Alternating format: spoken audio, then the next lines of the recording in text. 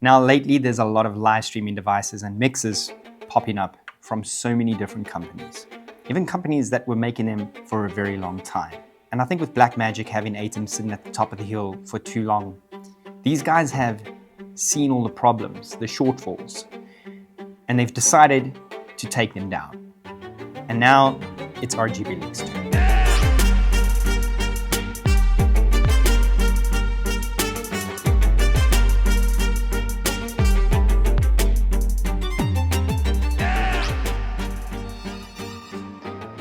Welcome back to the channel. Now today I'm going to be talking about the brand new RGB Link MINI EDGE. This is a new device. It's an amazing piece of gear and there's a lot going on that I'm going to unpack. And to end off, I'm going to end off with the cons of this device. I do believe that almost every single device has some form of con here and there. No device has yet to be made that perfect. And these cons are good for creators like myself to see them, because we can give that feedback to manufacturers and other competitors to kind of look at it and say, hey, we can make this better. So starting with the physical side for connections. This is a 4-channel device. Well, actually 5. Let me explain. On the back, you do have 4 HDMI inputs, but on the front, you do have 1, 2, 3, 4, 5 buttons to switch. And that's because the one USB-C port on the back here is UVC compatible. So if you have any modern day Sony camera like the ZV-E1 or something like an OBSBot, you can actually plug it in here and use that as a 5th camera, and it can be dedicated. Now you can change that port in the settings out for something else. You have your power switch, which is USB-C, and in the box they do give you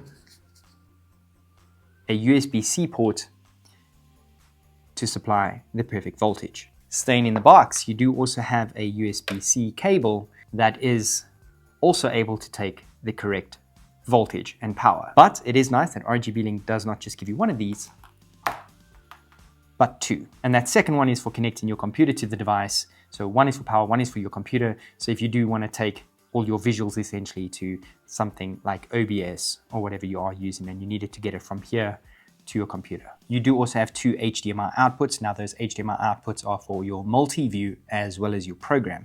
Now you can customize those, both of them, in the menu, which I will get to in a bit, because as you saw, this device does have a massive screen on it, which also has multi-view. You then have your Ethernet port, which allows you to stream straight to whichever platform you are streaming to. And then you have your 2 USB-C ports. Like I said, one can be used for UVC and the other one can also be used for your computer or recording to an SSD, as well as uploading files to the device. Now, RGB Link does include this nifty little device, but it says that this cable does not support streaming. It says it's only for file transfer service. So this is only to get files to the device. So if you're not using an SSD to get files to the device, you could actually just plug this in and use your normal USB stick or thumb drive that plugs into a USB-A. And that does cover everything that comes in the box. And then on this side, this is where things really start to change. You have your headphone out, a speaker out. Now this is great if you're live streaming and you are the guy that's been dedicated to do all the different types of services. In other words, sending music out to physical speakers as well as some audio. You can now connect your headphones and have a speaker out, or monitor out as they call it, to provide audio to speakers actually in the room, besides for what is going out to the live stream. Then you have a line in, a combo jack, which does also supply phantom power. And if you think that's all, it also has Bluetooth. Now the Bluetooth is what takes me to the physical buttons on the top of the device, because this is where this device destroys every single device I have seen on the market. You have 10 volume dials up on the left-hand side. HDMI 1 through to 5. And it also has an AFV button for each one, so you can activate audio follows video. You then have a volume control for your combo jack, sound effects or onboard music, line in, Bluetooth, your headphones, and your speaker out. Now, if you were just thinking to yourself when I mentioned the speaker out, how anyone would be able to control that volume, having this on hand as you are live and you just turn in and controlling changes things completely. Every other device, you have to click a button and try and adjust volume, either with a physical button kind of pushing that volume up or down, or you're connecting a separate mixer to be able to control it. The fact that this has a mixer built in already makes this such an amazing device. Now, the ability to control Bluetooth over here is amazing. often when you're live streaming a specific event or whatever it may be, you find that the client has an AV company and they're playing their own music. And sometimes you are plugged into that AV guy, that mixer. So what you do is you lower their volume via Bluetooth. You can play songs on your MacBook or your computer that's connected, or a phone or a tablet, and you can cover that audio with your own. And the fact that you can have two hands and just control the one and the other makes this a massive game changer compared to every other single device. And I know because I've been streaming with the ATEM Mini Pro, the OC Go Stream Deck, as well as the brand new Rodecaster Video. And for every single job that I've done, I've had to connect a mixer to the deck just so that I can be able to do that. So the fact that this is built in, much better. And because these AV guys are always playing like pop music in a venue, even though they're probably not licensed to do so, and that brings me to today's sponsor, Soundstripe. Now I can create Soundstripe playlists even within the actual software on the internet-based Soundstripe. While I'm busy looking for music for a different project, every now and then I hear something that I know is going to work well with a live stream. I just add it to my live stream playlist.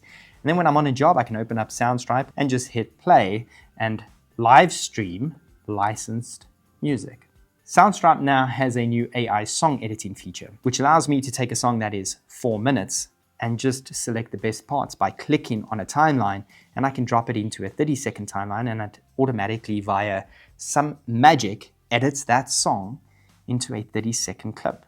I no longer have to sit with all the stems and fix it up. From now through to December 2nd, Soundstripe is offering 25% off all yearly plans. I love the Pro subscription because I get to use their AI song editing, as well as your music is fully licensed for all the projects that you do need. So if you're ready to upgrade your sound and lower your spend, you can head over to Soundstripe right now on www.soundstripe.com/rich and get your 25% off.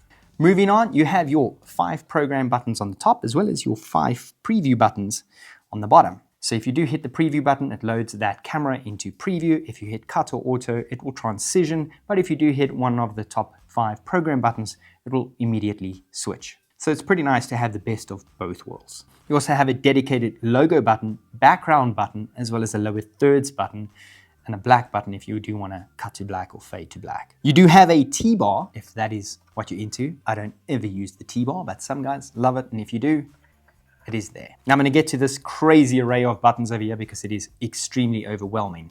So let's move off back to the cut and auto and fade. Right over here, you do have duration buttons. Now the duration buttons are easy on hand, so you don't have to go through the settings and adjust how long you want the fade to be. Gives you a 0.5, 1 second, 1.5, and 2 second duration on hand. You select it, it lights up. You then have a mix, which is your standard fade, and then you have 3 different effects which are kind of on hand for you to select. Now I don't know why they've specifically chosen those 3, because there's a whole bunch more in the setting and you can't change these 3 to your own custom ones. So I do kind of feel that these 3 are bonus. If you were into those 3 and you wanted them on the fly, that's great. But if they had effect 1, effect 2, and effect 3, and it allows you to customize it through the menu, I think that would have been a lot better, because every creator wants a different transition. I may never use those 3 different ones, but at least the mix is there, which is basically the only one that I do use. You then have an on-air button as well as a record button, which lights up when you are on air and recording, which is very nice. You have a menu button, which allows you to activate the menu as well as go back on the menu.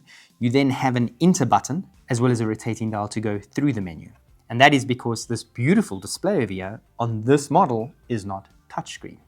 Now RGB Link does make a different device that is actually touchscreen. Not sure why it wasn't made touchscreen on this one. Probably because it just would have pushed the price way, way higher. But it is nice to have that screen over here, and that is because there's a slot at the back. Now this slot should be on every device. If you are manufacturing switches, do yourself a favor, put this in there. It's not going to cost you anything, but besides for a different design in plastic. But the fact that I can slot a screen in here is fantastic. And that takes me to the point with the multi-view. This device always acts as your menu and your multi-view, but when you connect your external display over here and it's a multi-view, you have a separate screen to go through all your menus, and you have a different display over here which just slots in here for your multi-view. Now this display is bright, it's clear, it's colorful, but it's not full 30 or 60 FPS. It kind of looks like it's 15 or maybe 20 FPS. So the movement isn't clear, but obviously that is not what's going out to your stream. Once you connect a multi-view display over here, you'll see how perfectly fluid it is. I'm guessing that was just a processor thing. I don't think it's really a problem at all. After you used it for an hour, you don't even notice it anymore. But in case you do get one and you do plug it in, you see it, don't be alarmed. It's made like that. And if saving that processing power is going to keep the unit cooler, bonus. And finally, with the buttons on both sides, at the top, you have PTZ control. Now on this side, you can pan and tilt your PTZ camera once it's connected. You have a zoom rocker on this side, as well as a focus wheel to push and pull focus and tap for autofocus. As you can see, this device has a lot going on, and we still have this array of buttons as well as a whole bunch of software. Now these buttons 1 through to 0, once you've designed your picture-in-picture and you've selected what you want, you can just hold one of these buttons down and it will ask you if you want to create that specific view, and it's done. Then you have standard picture-in-picture as well as an AB, which I'm going to get to through the software. You do have a key button, which is a little man on it. That's for your chroma key. Another picture-in-picture button as well as a full screen button. Now these are just templates that you can use, and I'll show you now how to use the AB to actually switch out, so you don't have to go through the whole programming to redo it every single time. You then have these 10 shortcut buttons at the top. Now these 10 shortcut buttons are a little bit different. The RGB Link does have some form of computer software. You basically connect your computer to the same IP on you, and you can essentially control the device from there. Now, some of the controls are limited, but it is nice because you can actually switch from there too, which is great. But it allows you to change the shortcuts. Now, these shortcuts, you can have 1 to set the fan speed. Number 2 can be to brighten or darken a specific HDMI input or adjust the contrast on it. And so you can customize these shortcuts if that's what you're into. Okay, now the software. Let me get into the software and show you what this is all about. So just to walk you through the software, you have your standard multi-view layout over here. Obviously you can send this via the multi-view to a bigger screen, which does slot in here. Now you do have camera 1, 2, 3, 4, which relates to the buttons that are down here. So I am now currently on camera 2. If I hit the straight program button, you can see I can just switch camera 1, or I can hit the preview and change what should be in the preview, and then I can cut to that, or I can hit auto and do that's on a straight cut. So I can hit over here and do a mix, and then I can do a whoopsie daisy. We can do a bit of a fade on that, or you can obviously use the T-bar. Now heading into the menu, you hit menu and you're presented with your transition effects, layout, PTZ, views, chroma key, audio, output, and settings. So let's just start with the transition effects. Like I said, these over here, these are 4 that are kind of standard. They are also there, but this is just quick access to it. You can't change these, but you can go in here and do it. So this is just kind of a straight cut. Even though you hit auto, it will still straight cut. If you hit this, this is a mix fade. Let's just add a time to it. So there's a second, and we can change that up to this one. It does that. And so you go and you've got quite a few, 15 different ones, as you can see. So hit menu again and you can go out. Next is your layout. Now your layout is essentially this row over here, which is essentially picture in picture. So if you do hit this over here, you would use picture in picture, and so you can change your picture in picture to whatever you want, and obviously you can add backgrounds to it. So these are just kind of standard preset ones, but just to kind of give you an idea on what this does. As you can see now, I have clicked this one, and over here you can see there's blue around the outside, which means blue is A. Looking down here, blue is number 2. So if I hit blue, I've taken blue off now. So if I hit blue, blue is selected, blue is 2, and now I hit 1, I will be able to change that. Likewise, I can hit B, which is green, which is obviously the one that's not selected. And then I can change that one to, say, camera 2. And that's how you kind of chop and change these different picture in pictures. Now, from what I see, you can only do a 2 picture in picture. You can't add 3 different sources, but you can also add a background. So let's head over here and I'm going to hit this. This is the background button, and I can throw in a background, or I can switch off that background. Now, moving down to scale or crop, this is actually where you go in and you can customize the width or stretch out the picture-in-picture to really kind of give your own customization to it. So you can change the zoom, which would obviously make it bigger. As you can see, it's getting bigger. And then if you hit B, the green one now, I would be able to go now. Green B's obviously become blue, and I can make this one smaller. I can change its vertical position, change its horizontal position, right? And then I can go back out to the main screen, and as you can see, that's in preview. And if I hit cut, it will go to live. Now, before we do that, I'm going to hold in this button over here, which is the background button. Oh, I don't have my hard drive connected. There we go. So now your background is loaded, and hit menu, and if I can cut, and that will go to live, I can cut and it will go back. Now let's say I really do like that, and this is where it comes to the views. I can hold in number 4, and I can confirm that, and now it's saved.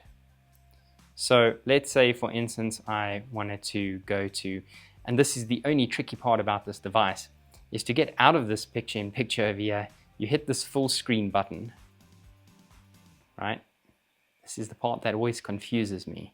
So there it is, it's live, and that is in number 4, right? So if you want to get out of that,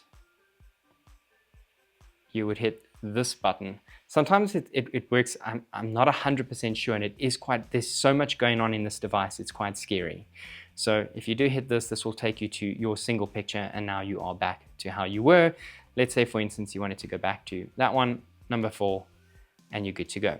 What I do wish would happen is that this would just be much easier access to, say, let's say I just hit number 2, and it would preload number 2 in there.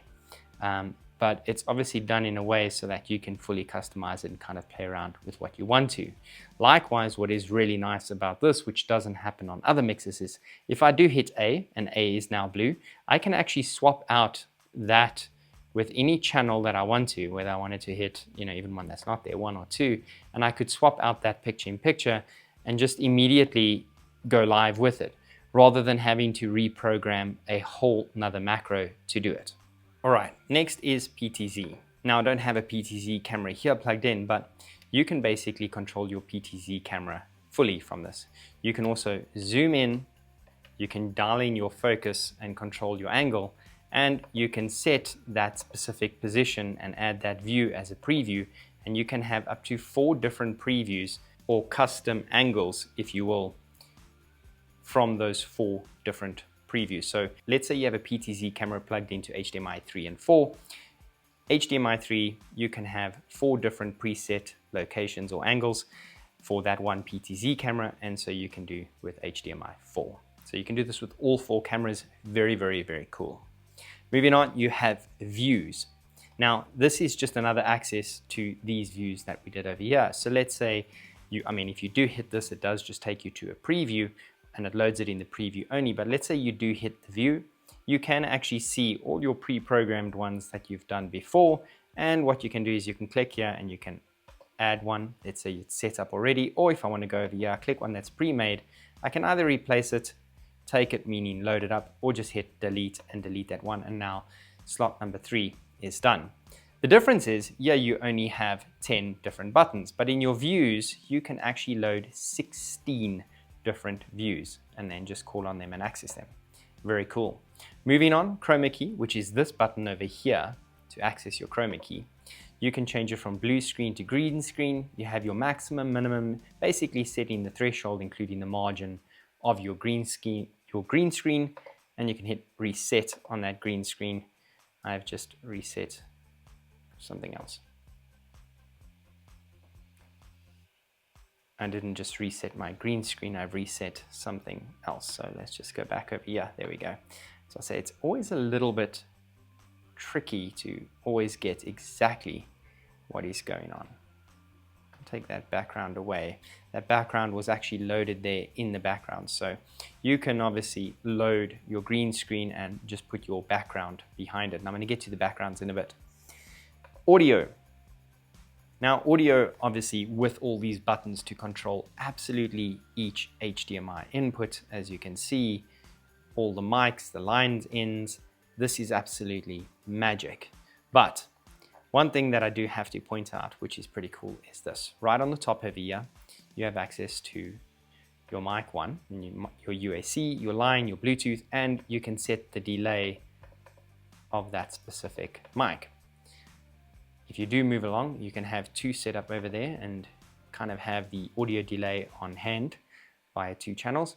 But if you head over here to, this is essentially your combo jack to whether you want it to be a condenser mic, your dynamic, or an instrument that you plug in. Let's say it's a condenser mic, and you can change the decibel level. You can also switch to number 2, which is the mic, as well. Oops.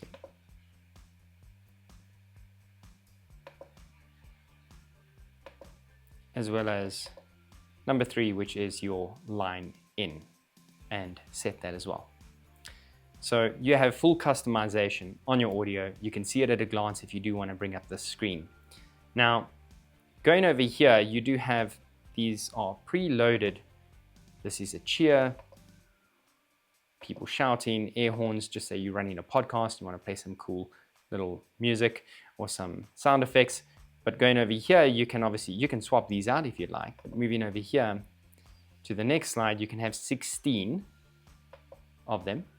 I have actually loaded in a song. So I can actually play a song out now, as you can see. So that is this one here, just unmute it. So right now it's sending a song out.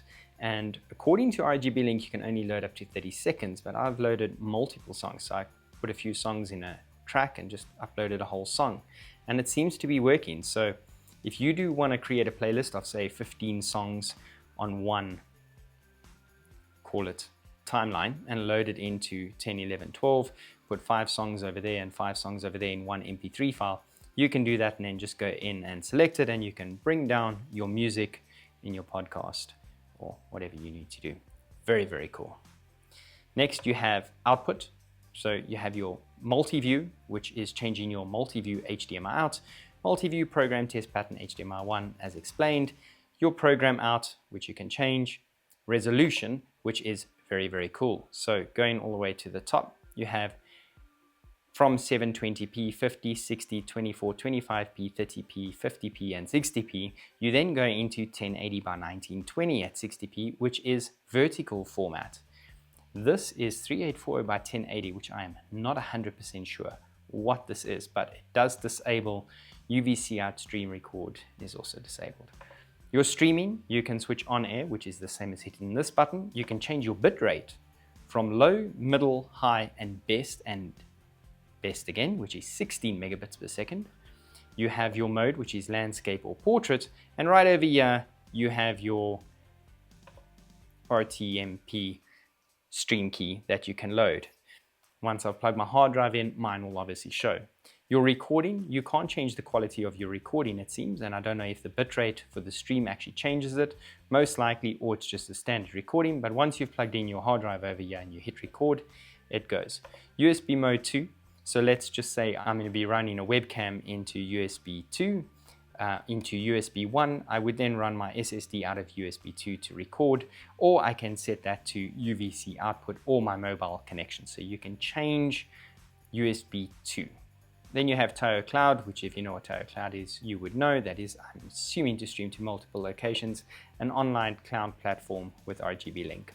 Finally, you have your settings, which gives you your about to do your software update, your date and time, language, network. Yeah, you can switch between cable or mobile. So if you do want to connect via Ethernet or your mobile device, you have your Bluetooth, and you can switch your Bluetooth on or off.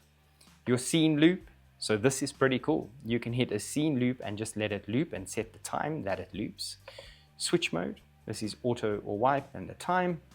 You can switch the fan and toggle your fan. As you can hear, the fan is very loud with this device. It's level 1, level 2, level 4, or auto. Your display, right here, you can set the screen brightness right down. And if you don't like the super colorful buttons, you can set your keyboard right down as well, or put it wherever you'd like.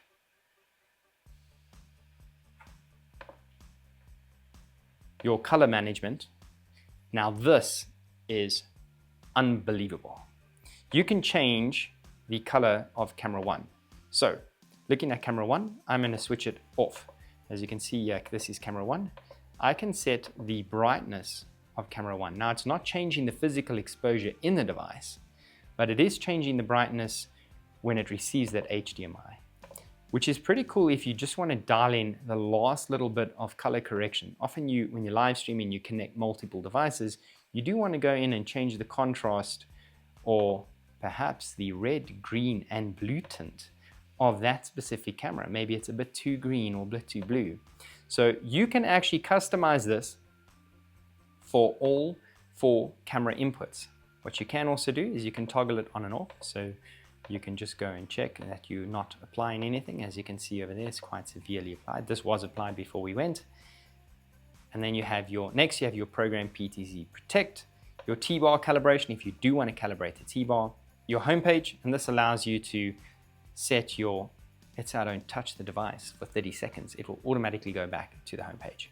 And then you have factory reset. All right, now let's just get to how these 10 shortcuts work. And to make this as simple as I can, I'm going to show you what this looks like on the computer. So you can pre-program all these buttons to do something for you. So if I had programmed button number 1 to say, for instance, dull camera 1, you can see I can dip the brightness of camera 1 down. I can also increase the brightness of camera 2. That's what these have been set at. Now, just to show you how simple the lower thirds, backgrounds, and logos work, this is fade to black, as you can see, and you can fade it in if I actually had set a fade. But just to show you how simple your lower thirds, background, and logos work, check this out. I just hold the lower thirds. It will take me through the menu to the spot of overlays and lower thirds. So here I have lower thirds. These are all on the hard drive. So if I go to slot number 6, I hit there, and then I can go and I can select any one that I want. So let's select that one. Now this falls into slot number 6. Now if I do want to load a lower thirds, this is how simple it is. Hold it in, if I do want to select one, and then I'll say I want this one. Now when I go back, that one is loaded. And to take that one live, I can either cut and take the whole camera with it live, or I can just, now to go live, I can just cut and take it with that camera live, and then cut back. So let's do another one. So if I hold here, I can select whichever one I want, and I want this one now. This is one of my own custom ones, and I can hit it, and there it is. Now the preview is up here and the program is out here. These two should actually be swapped around, and I'm sure they can do that in a software update, but these should definitely be swapped around. So let's just go back to the menu, and there it is, and then I can cut and take it live. Now, and that's how simple it is. I can bring it back up again. Very, very easy. Now with backgrounds, it's the same. You can hold a background, you can select your relevant background, and you could load that background. Right now, you're not going to see the background at all, because obviously it's not there, because it's underneath that picture. So it is underneath. What you can also do is by going to this icon, you can see all your cameras. So you could actually select your overlay here and go through it that way. So there's multiple ways to get around the menu. Now the same happens with a logo. If I want to load a logo in that slot, I can go over here and I can say, let's say slot number 1, I want to load a logo there. Now I've got a logo there, and that is my set logo. And I can load that logo and then take it live, and that logo is in there. And I can take that logo off. And we do also have a background that is there. So when you're looking at your logos, you technically have access to a lot of logos. So how this works is these are your 8 slots, which you can quick access to. And then these are what is on your USB drive. So those are backgrounds. You can bring these into here, 8 of them, for your relevant buttons. So these match the buttons. This is your background, which is this button, your logo, which is this button, your overlays, lower thirds, which is this button.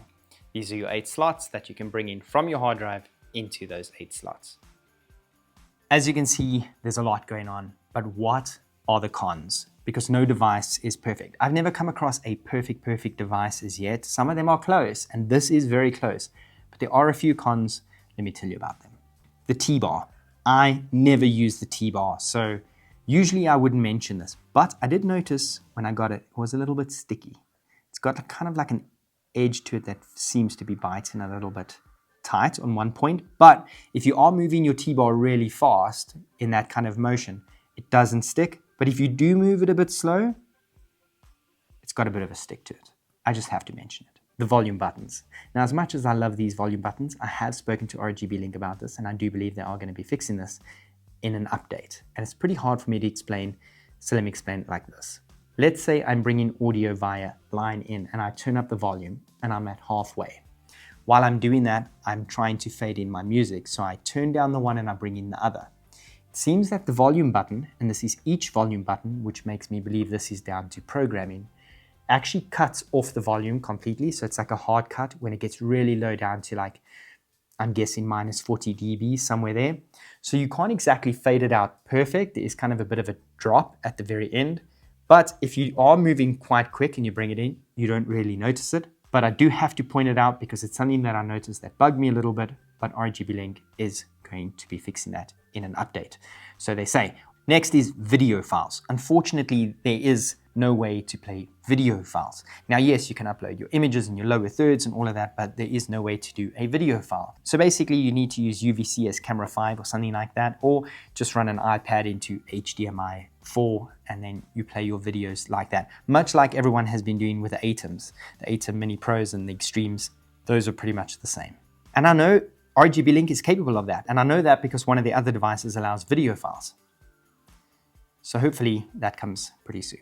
And finally is getting used to it. There's a lot going on here. If you're willing to spend the time on this device and master this device, you probably won't be able to go back to another device. Just because there's so many settings, there's so much going on, there's so much customization that you could really play around with this. I mean, the HDMI ports accept a 4K feed. You could literally take camera 1 and split it in the multi-view into 2 portions. You can kind of crop out of camera 1 as a person, 4K crop, so it's still crystal clear, and then crop the other person out on the other side and kind of make a split screen off one camera angle because it still takes in a 4K feed. That makes sense? And you can send in a 4K feed. It shows you that it's 4K too. And it just kind of does all the work for you. You don't have to send in an HD feed, and most devices sending 4K feed just tells you there's nothing there. So that's fantastic. The verdict. Now, what does it boil down to? I suppose the price. I mean, after all, it is an $800 device. Now, most people are going to moan about $800 because people nowadays, they want to pay $100 and they want everything. The problem is everything comes at a cost. All the audio that's here comes at a cost. The screen comes at a cost. PTZ control comes at a cost. The Bluetooth, the combo jack, the phantom power. None of the ATEM minis, even the OC Go Stream, comes with that. So when you look at the price of $800, is it really that much for what they're offering? To be honest, I think it's quite fair. And obviously it doesn't come with ISO recording, which some people are going to also moan about. The thing is, who really uses ISO recording? I, for one, have never used ISO recording. What I much prefer to do than put the whole load on my mixer when I am filming or live streaming something, I actually hit record on the camera. Knowing that the camera is only processing that SD card and recording to that, I give this less to do. And at the end of the job, if my mixing was perfect and I don't have to worry about editing 1 or 2 clips, I can just format that SD card that's in the camera and never have to worry about it.